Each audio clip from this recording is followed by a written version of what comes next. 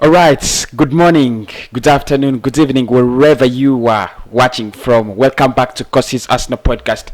My name is Kosi, and this is the early edition of the Arsenal update. As we always do it on a daily basis, first things first, smash the like button, get your subscriptions in, and obviously your comments about the topics we are going to talk about today, because there are so many.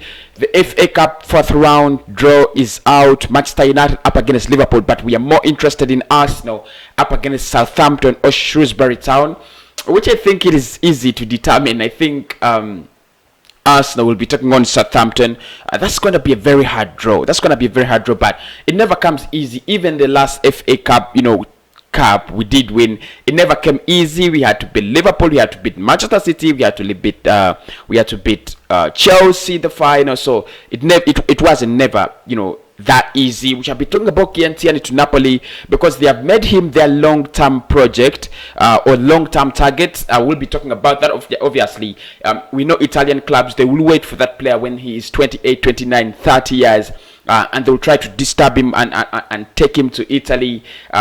They tried to sign him, but they failed. We shall be discussing that and more. Emiliano Buendia, official bid is in the pipeline, confirmed by the one and only genius in world football. When it comes to transfers, I'm going to be discussing and delving into that. And of course, we shall be also talking about Mesut Ozil's Q&A yesterday. The past, the present, and the future. Smash the like button. We are going to get this party started as long as, can we hit 300 likes like this? As long as we can hit 300 likes, that is going to be absolutely massive. So let's get the party started. Well, I'll start with the Chiellini being a key Napoli target. They have actually confirmed that they are going to make Chiellini their long-term target. They will try to sign him in the long term. Right now, of course, they must be crazy if they think that a player like Chiellini is going to leave Arsenal this year or next year or even in the next 5 years, unless he's disturbed by injuries or his form drops a little bit, by foul or something. But if he keeps on playing the way he is playing, I don't think they stand a chance, unless if Arsenal go back to their old ways of selling our best talent. But I think that has been kind of rectified a little bit these days. It looks like we're no longer selling our best talent. It looks like we no longer want to sell our best players, and that really makes a lot of sense. Trust me, it really does make a lot of sense. Say if Arsenal do not think about selling Chiellini, then Napoli is not a threat. But if Arsenal one day think about cashing in on Chiellini, then Napoli will be a threat. But they're saying they will make him their long-term target. They tried to sign him at Celtic. They failed, and of course Arsenal were the lucky side or the better side. I don't know why we got Chiellini of them, but I think we were lucky. Yeah, we were lucky, and we are lucky to have a player like Chiellini in our squad. He is, when you look at him, he's a complete Napoli player. Yeah, that kind of you see the Lorenzo Insigne, type of player. Those kind of players that have that belief, they have that zeal to go forward. He could be, I don't know how I think about this, but he would be very perfect for Napoli. He is perfect for Arsenal, make no mistake. But anyway, that story is also there. Now, the FA Cup fourth round has been draws have been drawn, and Manchester United will be taking on Liverpool. How unlucky that they're Liverpool or Manchester United. But I think it's going to be a really good match, and make no mistake, it's going to be an interesting one. Though Arsenal will be taking on Southampton. That is in the fourth round, and after beating Newcastle, struggling to beat Newcastle after extra time, then we shall be taking on Southampton. So it looks like our games are going to be very hard. We have Benfica this year. Actually, in February, we have Benfica. Then you have Southampton in the FA Cup. Then you have a couple of games coming on. Crystal Palace in the Premier League, Newcastle, and then Southampton again, then Manchester United. So games are going to be coming in thick and fast, and not all of them are going to be that easy. So we have to hold strong. Emi Buendia's official bid has been confirmed by Fabrizio Romano. He said Arsenal has already talked to the representatives of the player. Arsenal has already contacted Emiliano Buendia and showed him that they would want to take him to the Emirates Stadium, and an official bid is already in the pipeline. So, I told you yesterday that if anything's going to happen with this deal, it might be today, tomorrow, or any day this week. And I think it might be this week. It might be this week when Arsenal make their first official bid. Look, we have had all the kind of rumors about this deal, but we have never had Arsenal taking an official bid. So that is what we are waiting for. Norwich have made it clear they want 40 million pounds. Quit. 40 million pounds.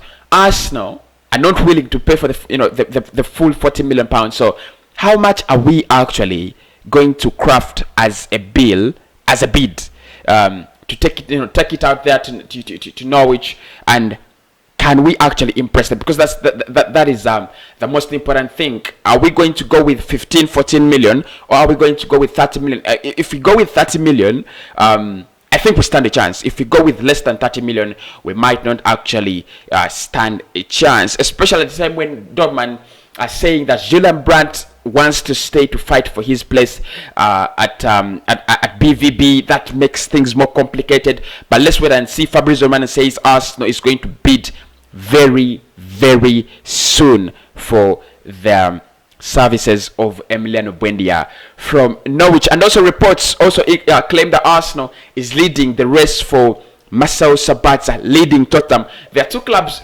much interested in Sabitzer. That is Tottenham Hotspur and Arsenal. And of course, the interest comes in that his contract has 1 year and 6 months. In the summer, he will be left with 1 year on his contract, and it looks like Leipzig have already found themselves a possible nice replacement in Dominic Szoboszlai. So if they lose Sabitzer, it might not mean quite a lot. So now the highest bidder will take the player, because I think they're very, very open to sell. They don't want to lose him on pennies. They want to get some serious money out of him, and that could be this January transfer window. In the summer, when he's left with 1 year, it's going to be a little bit tricky. If you're valuing him at 45 million, probably you might not get that amount. And if the player reaches the January transfer window and can negotiate a deal with high wages and a high, sign-on fee in the summer of 2022, then things are going to be a little bit harder. So I think, I don't see Arsenal doing Marcel Sabitzer. Maybe in the summer, but right now I don't see Arsenal really do Marcel Sabitzer unless he's going to come in as a surprise package. Okay, but I still don't think. I still don't feel it. Anyway, let's just end this with Mesut Ozil's Q&A.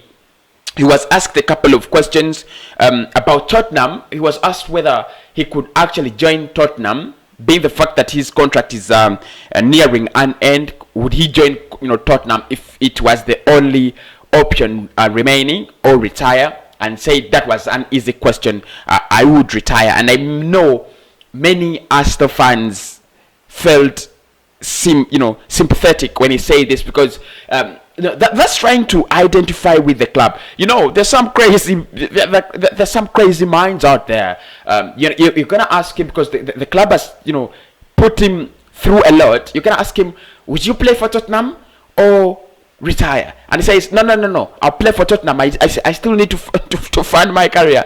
But Mesut Ozil said, no, actually I would retire. I don't know whether that was in the best interest of his audience or in the best interest of himself, trying to get some sympathy, or he was serious about it. I'm not really sure, but what I know is he said it, and it really means a lot to the Arsenal audience that he commands right now. He was asked about Emile Smith Rowe, and he said that the boy has been putting in a couple of good performances, especially in the last games, and he said he's made everyone see that you could still use a number 10. I think he was trying to tell Mikel Arteta that the reason as to why you've been losing games, the reason as to why you've been in this absolute misery is you fail to realize that you needed a number 10. So Mesut Ozil I think he was trying to pick out on Mikel Arteta, because he said he made everyone see that you could still use a number 10, and that's true. whenever we play with that number 10, this kind of bullshit of a 4-3-3 that Mikel Arteta was trying to play. Even Liverpool, when they are playing a 4-3-3, they literally have a number 10. They literally have a number 10. They have lots and lots of creative players that can actually form, take on that number 10 role. They have a false 9 who is too much of, creative in Roberto Firmino. So he says Emile Smith Rowe,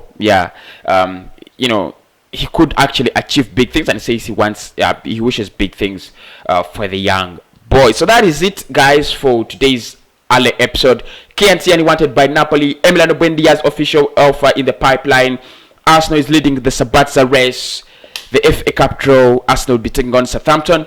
And Mesut Ozil's Q&A and all the highlights that actually came out of them. My name is Kosi, and make no mistake, smash the like button. 300 likes. Let's see if we can actually hit that.